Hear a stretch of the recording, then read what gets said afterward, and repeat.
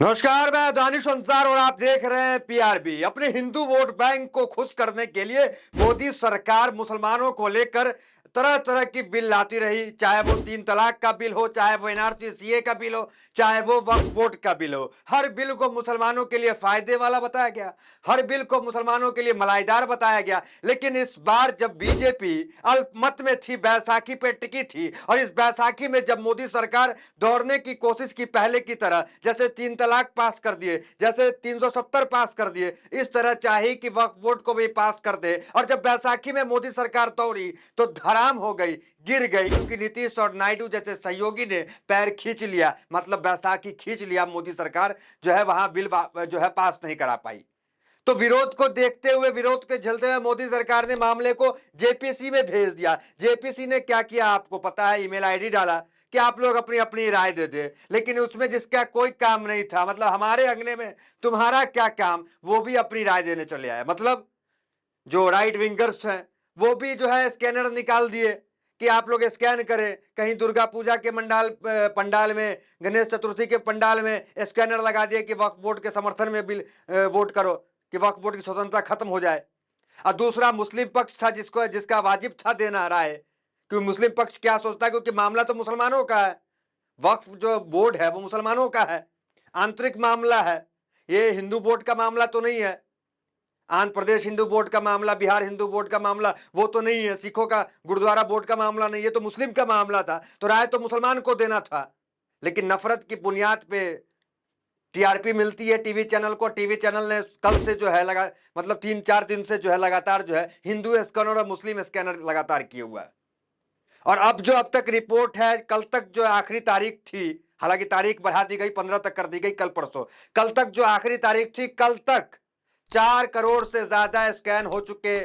4 करोड़ लोगों ने जो है स्कैन करके जो है मेल डाल दिया, वो ये कि हम इस बिल का विरोध करते हैं, और वक्फ बोर्ड को बचाने के लिए मेल डाल दिया गया। और कहा यह जा रहा है कि मेल तो जा रहा है जेपीसी को, मतलब वक्फ बोर्ड की धीरे धीरे जीत हो रही है। और वक्फ बोर्ड की 4 करोड़ मेल वक्फ बोर्ड की एक जीत है।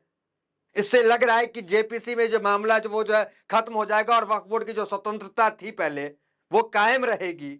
मतलब कोई हिंदू सदस्य नहीं आएगा, डीएमएसपी नहीं आएगा, मुसलमान चलाते थे, मुसलमानों का आंतरिक मामला था, इस्लामिक प्रैक्टिस की चीज थी, जो नबी के वक्त से चला रहा वो चला आता रहेगा। लेकिन इससे जो 4 करोड़ मेल गए, और कहा जा रहा है कि आने वाले 2 दिन, आज और कल, मतलब 15 तारीख तक जो समय है, इस तक जो है वो आंकड़ा और बढ़ेगा और 7 करोड़ तक हो जाएंगे। और ये वक्फ बोर्ड की जीत है, all India Muslim personal law और असदुद्दीन ओवैसी की जीत है कि आंकड़ा यहां तक पहुंचा।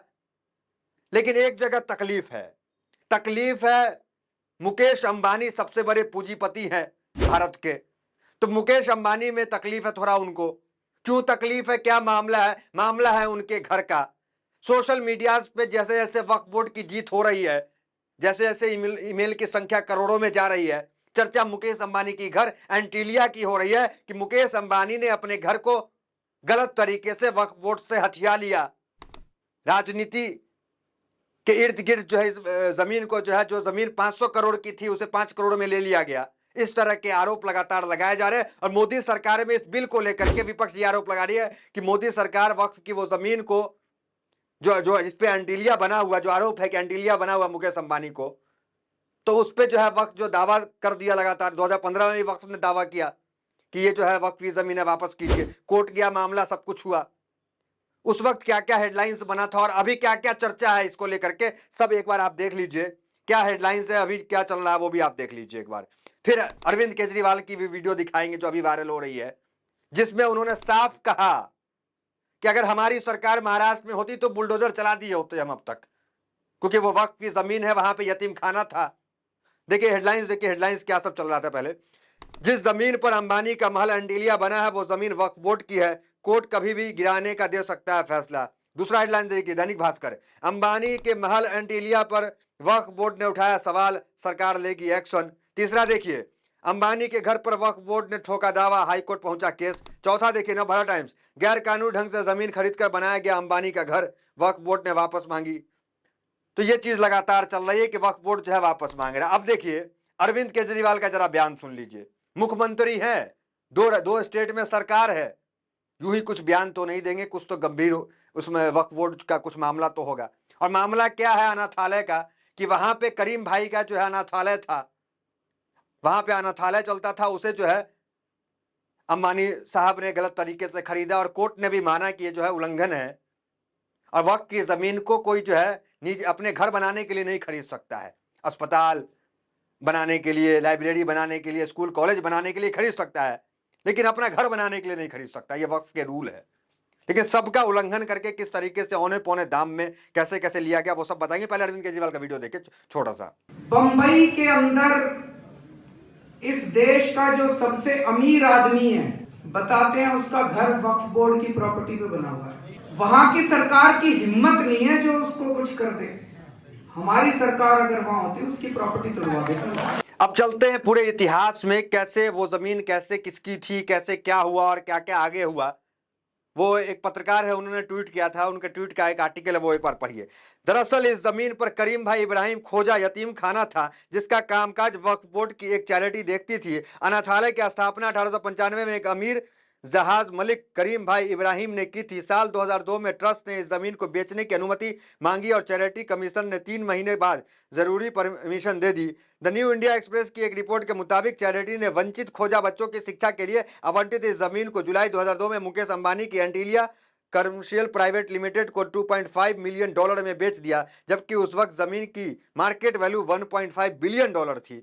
नवंबर 2010 में एंटीलिया में गृह प्रवेश समारोह हुआ था, लेकिन दुर्भाग्य के डर से अंबानी परिवार इसमें तुरंत शिफ्ट नहीं हुआ। उससे पहले जून 2011 में करीब 50 पंडितों ने एंटीलिया में पूजा की और वस्तु दोष का निवारण किया। इसके बाद सितंबर 2011 में अंबानी परिवार एंटीलिया में शिफ्ट हुआ। हाई कोर्ट ने भी माना तहस की अंबानी की जमीन खरीद के वक्त बोर्ड की धारा 32(2) का उल्लंघन हुआ। मतलब हाई कोर्ट ने माना कि धारा 32(2) का जो है मुकेश अंबानी ने उल्लंघन किया और वक्फ बोर्ड की जमीन को सस्ते में जो है वो खरीदा और उस पर जो है पहले यतीम खाना चलता था।